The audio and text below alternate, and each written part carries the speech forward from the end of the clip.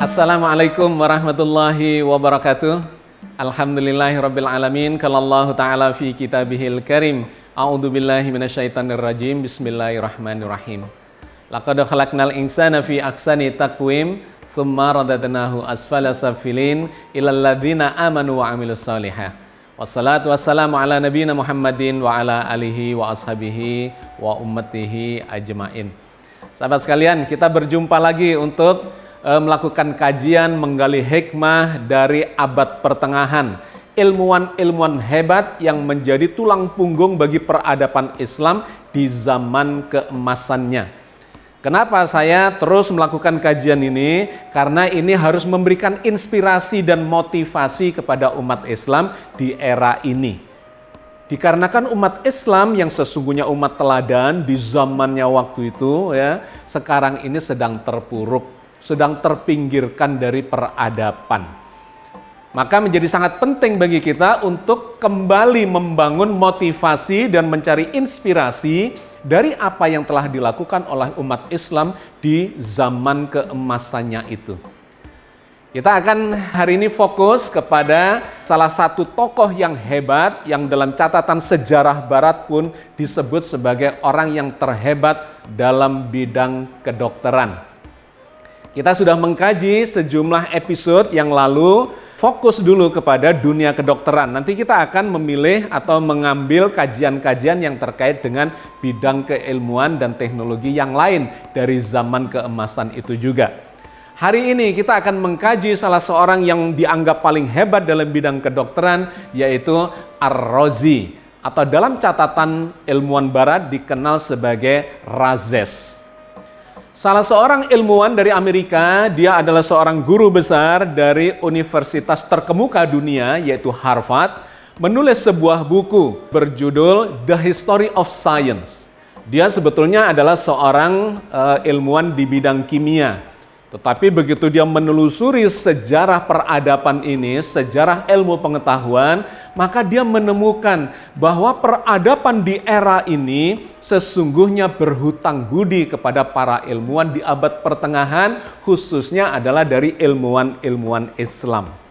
Maka di dalam buku itulah George Sarton namanya, ya, guru besar dari Harvard itu, dalam buku yang berjudul The History of Science itu, dia menyebut Ar-Razi atau Rhazes adalah sebagai dokter yang paling hebat dari abad pertengahan. Di episode yang lalu kita sudah mengkaji beberapa dokter hebat dari zaman yang berbeda atau dalam generasi yang berbeda. Misalnya di abad 12 ada nama Ibnu Rus yang juga menelurkan karya-karya yang menginspirasi kebangkitan Eropa waktu itu.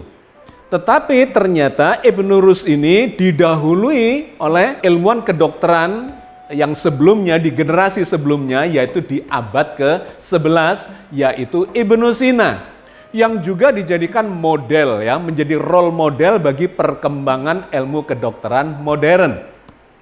Dan kalau kita telusur lagi ke belakang, ternyata ada orang hebat lagi, ilmuwan kedokteran yang hebat lagi, yaitu Abul Qasis atau Abu Al-Qasim, ya, yang di dalam catatan ilmuwan barat atau sejarah barat disebut sebagai Abul Qasis di abad ke-10. Nah, ujungnya ternyata berada di abad ke-9, yaitu ada seorang ilmuwan yang disebut sebagai Rhazes, ya, dalam catatan buku-buku barat atau kajian ilmuwan barat. Tetapi nama aslinya adalah Al-Razi atau nama lengkapnya adalah Abu Bakar Muhammad bin Zakaria Al-Razi. Dia adalah seorang ilmuwan di bidang medis, ya, seorang dokter yang hebat yang lahir di Persia. Al-Razi atau Rhazes lahir pada tahun 865 dan kemudian kelak meninggal pada tahun 935 Masehi. Jadi dia hidup di zaman pemerintahan Bani Abbasiyah yang berpusatkan di Baghdad, Irak. Tetapi Rhazes ini tidak lahir di Irak atau lahir di Baghdad, melainkan lahir di kawasan tetangganya, yaitu yang sekarang kita kenal sebagai Iran atau waktu itu disebut sebagai Persia. Dia lahir di dekat kota Teheran, ya, yang sekarang kota Teheran itu menjadi ibu kota dari Iran.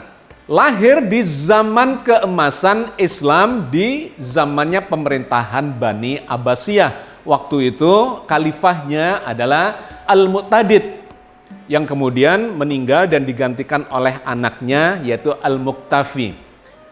Nah, Razas ini hidup di dua zaman atau di dua era pemerintahan khalifah itu, Al-Mu'tadid dan kemudian Al-Muqtafi itu. Di zaman itu, Baghdad menjadi pusat peradaban dunia. Nah, sahabat sekalian, dia lahir di sebuah kota kecil di dekat Teheran, namanya Al-Roi. Karena itu dinisbatkan kepada namanya atau namanya dinisbatkan kepada tanah kelahirannya sehingga dia disebut sebagai Al-Rozi. Tetapi Barat kemudian menyebutnya sebagai Razes. Sebagaimana ilmuwan lainnya, Razes ini dikenal sebagai polimat, yaitu ilmuwan yang menguasai banyak bidang keilmuan. Disebut juga sebagai filsuf. Filsuf di zaman itu adalah orang-orang atau ilmuwan yang menguasai banyak sekali bidang keilmuan, yang matematika, kimia, fisika, biologi, kedokteran, astronomi, dan sebagainya. Dia adalah orang yang dianggap sebagai ilmuwan yang jenius pada waktu itu. Karena ternyata dia memunculkan teori-teori dan kemudian warisan-warisan karya-karya yang orisinal.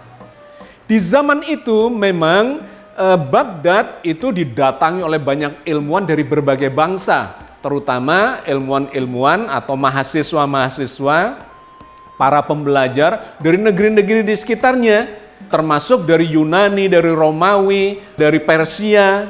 Itu banyak sekali yang belajar ke Baghdad itu.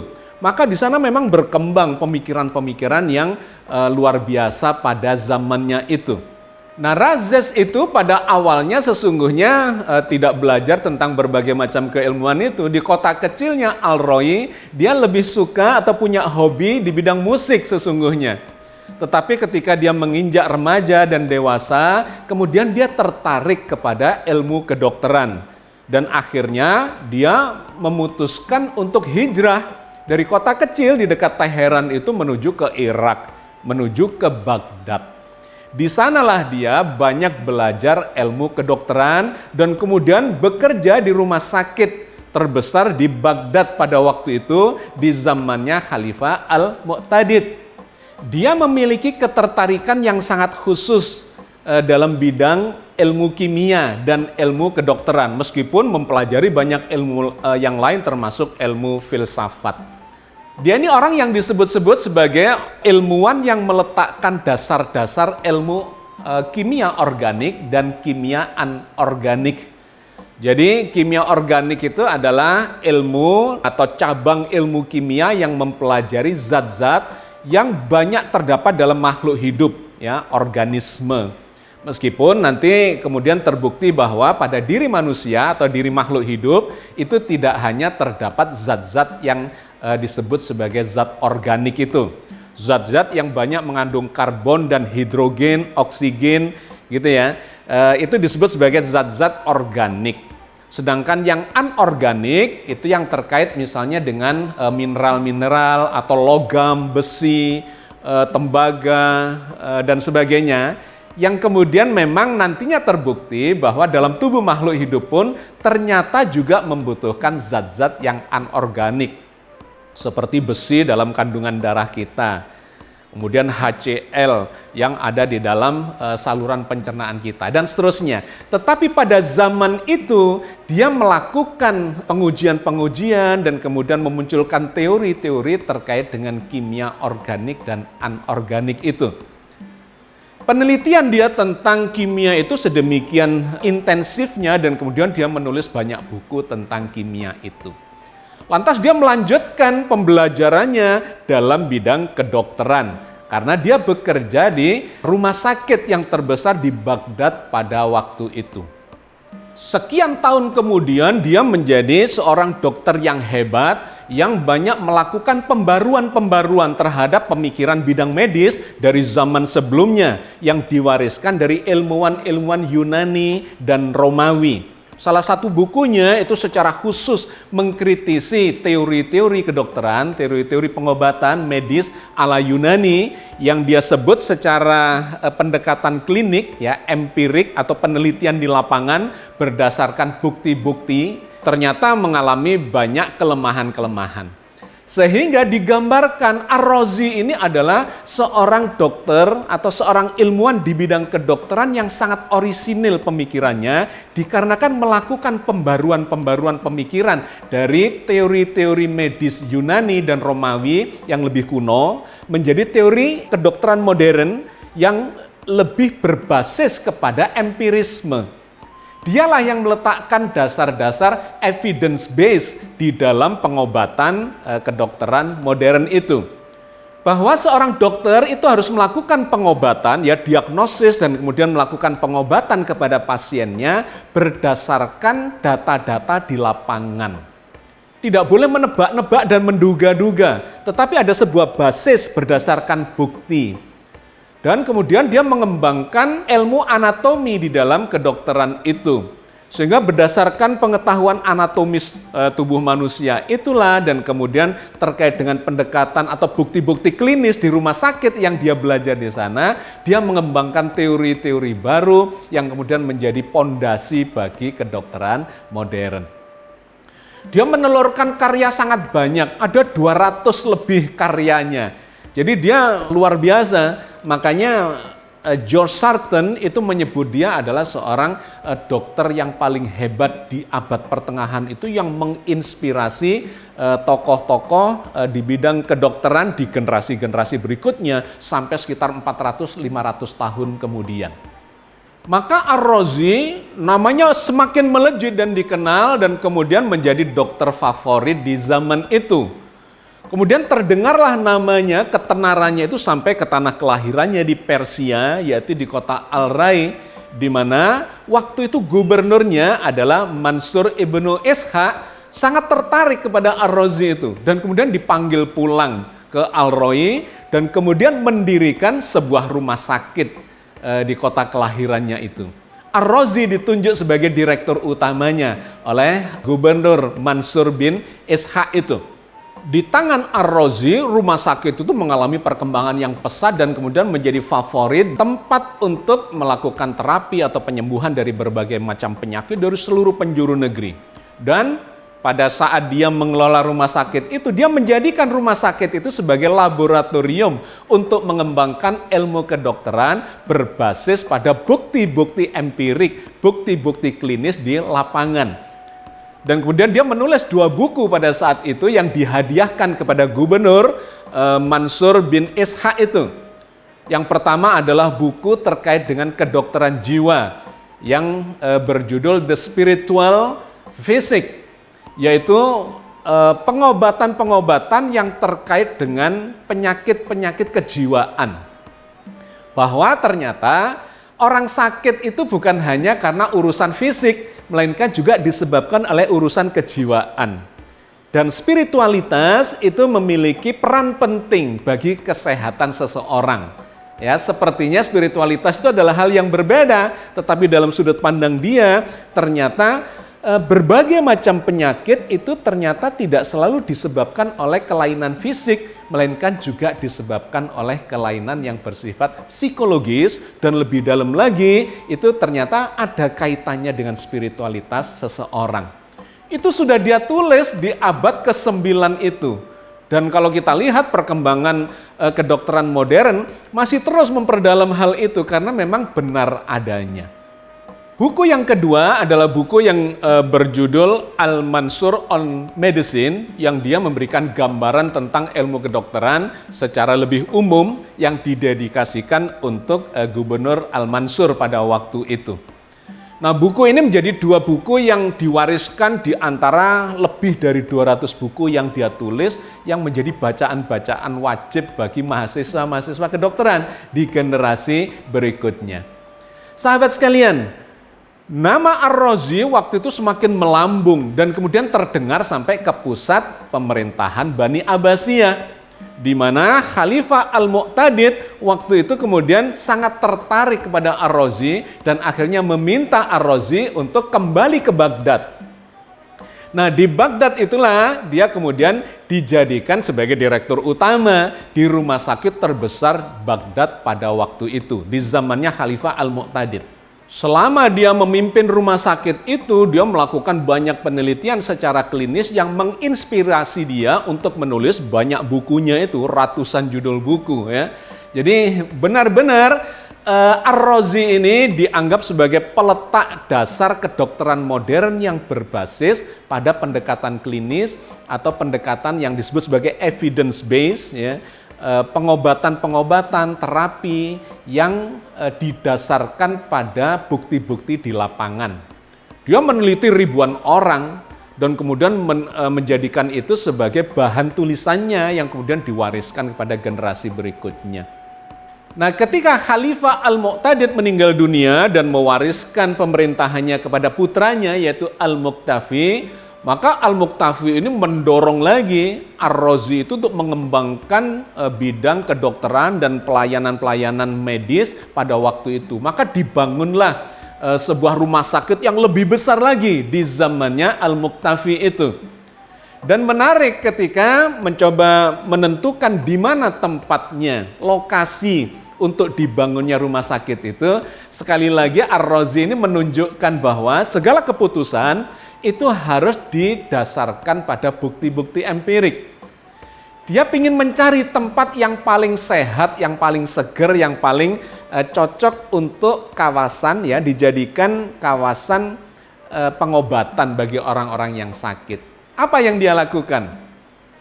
Dia mengambil potongan-potongan daging disebarkan di berbagai tempat yang direncanakan akan didirikan atau menjadi alternatif lokasi bagi pembangunan rumah sakit itu.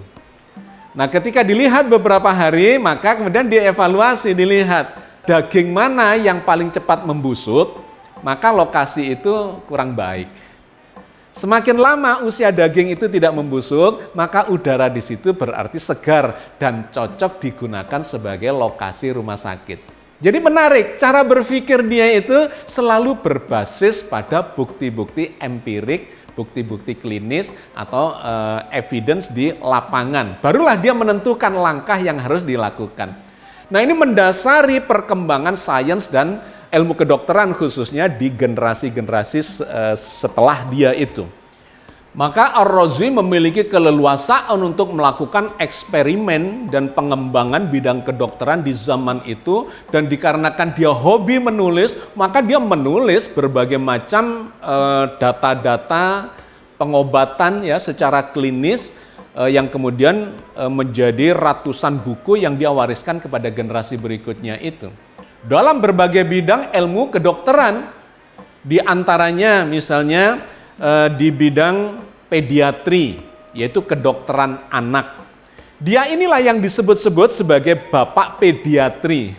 Pediatri atau ilmu kedokteran anak. Dia berpikiran bahwa pada anak-anak itu sesungguhnya membutuhkan perhatian khusus yang berbeda dengan yang setelah anak-anak ya. Usia dewasa dengan usia anak-anak itu ternyata membutuhkan disiplin keilmuan yang berbeda. Dialah yang memulai itu dan dia menuliskan berbagai argumentasinya dan bukti-bukti klinis yang dia amati di lapangan di rumah sakit yang dia pimpin itu. Yang kedua, dia menulis tentang psikiatri atau ilmu jiwa.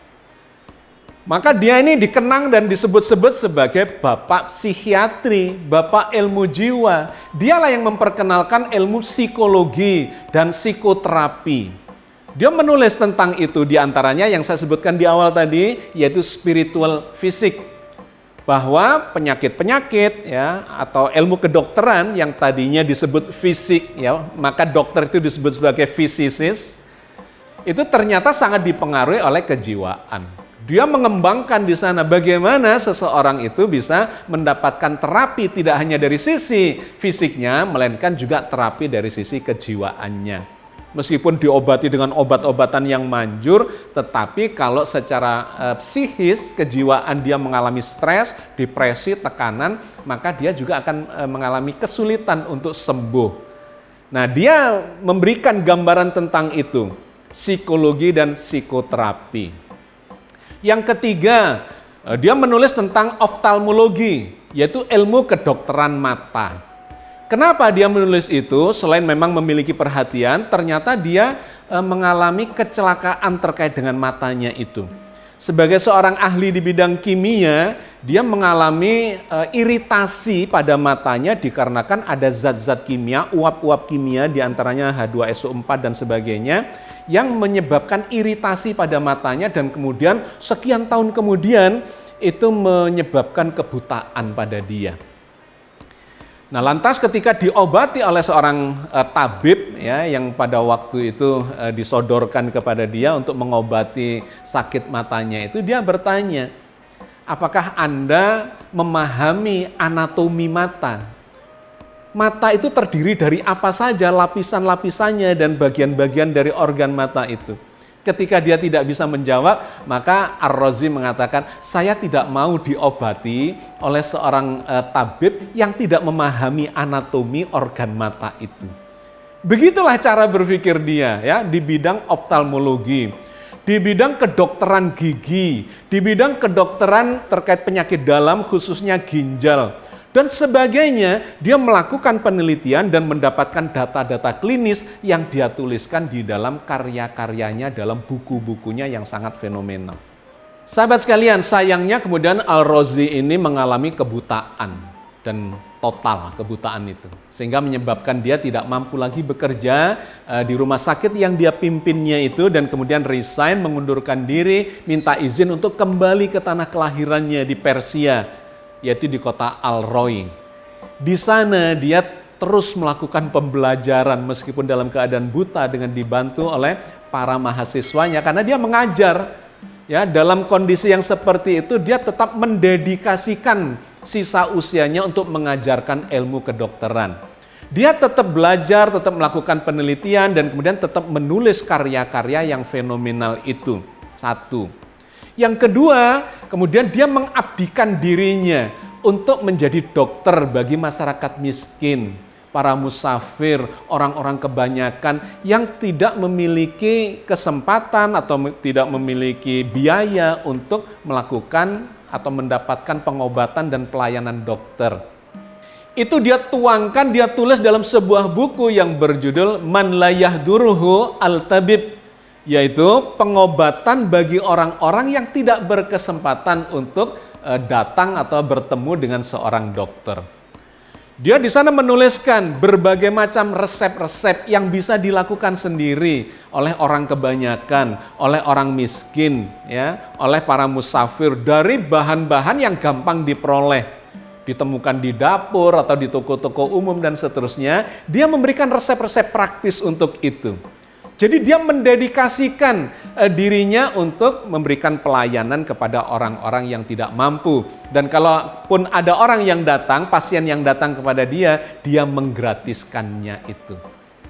Maka dia juga dikenal sebagai bapak etika kedokteran. Dialah yang mengatakan bahwa seorang dokter itu, ya, profesi dokter itu bukan untuk mencari kekayaan, mencari duit untuk kepentingan dirinya, tetapi untuk menjadi orang yang membantu, menolong orang-orang yang sakit dan sedang kesusahan. Dan di sisa usianya di kampung halamannya itulah dia kemudian mengabdikan dirinya untuk terus melakukan atau menulis ya buku-buku terkait dengan pengalamannya selama berkutat dalam dunia kedokteran itu.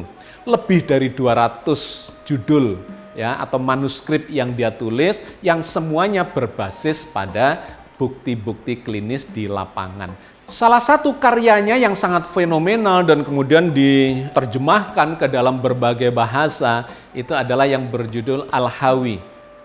Ini terdiri dari 23 jilid di mana dia menceritakan segala macam pengalamannya selama mengobati atau memimpin rumah sakit itu berdasarkan data-data klinis dari ribuan pasien yang dia tangani itu. Di sana dia menulis khusus tentang anatomi, bahwa kedokteran itu ya harus berbasis pada anatomi. Kalau nggak ngerti anatomi ya nggak bisa mengobati dengan spesifik pada penyakit-penyakit si pasien itu. Dia juga menulis tentang farmakologi, bahwa penyakit-penyakit itu ya resepnya harus jelas berdasarkan pada penelitian klinis atau bukti-bukti klinis yang ada di lapangan. Dia juga menulis tentang ginekologi dan kebidanan, ya, tentang kedokteran kandungan. Menulis juga tentang pediatri atau kedokteran anak, tentang psikiatri atau ilmu jiwa. Bahkan juga tentang nefrologi, tentang penyakit ginjal, ya, fungsi-fungsi atau kelainan-kelainan ginjal. Tentang gigi, THT, dan sebagainya, luar biasa. Dan kemudian juga menulis tentang etika kedokteran. Nah, ini menjadi buku yang seperti menyimpulkan dari seluruh pengalaman yang dia pelajari selama dia memimpin rumah sakit itu. Karena itu buku ini sangat berharga dan diapresiasi oleh para ilmuwan-ilmuwan kedokteran di generasi setelahnya itu. Dia menjadi inspirasi dari tokoh-tokoh ilmu kedokteran. Di antaranya di generasi berikutnya kemudian Abul Qasis yang sudah kita bahas itu. Kemudian Ibnu Sina, Ibnu Rus, dan kemudian dilanjutkan oleh para ilmuwan kedokteran di Eropa pada khususnya, sehingga membangkitkan ilmu kedokteran modern yang sekarang berkembang di seluruh dunia. Oke sahabat sekalian, saya kira kita cukupkan kajian kita terkait dengan Ar-Razi, ya, seorang dokter yang jenius yang diakui oleh ilmuwan barat sebagai dokter yang paling hebat dari abad pertengahan dan menginspirasi tokoh-tokoh ilmuwan setelahnya. Karena itu saya berharap dengan mengkaji yang seperti ini kita juga mendapatkan inspirasi dari orang-orang hebat ini. Setidak-tidaknya kalau tidak zaman kita, ya kita mendidiklah generasi-generasi setelah kita, anak-anak kita misalnya, untuk menjadi orang-orang hebat yang bermanfaat buat kemaslahatan umat. Yang ini menjadi tujuan dari agama ini, yaitu menata umat yang sejahtera, yang rahmatan lil alamin. Mudah-mudahan Allah selalu membimbing kita di jalan yang diridhoinya dan merahmati dan kemudian memberikan berkah bagi kehidupan umat ini sampai akhir zaman. Assalamualaikum warahmatullahi wabarakatuh.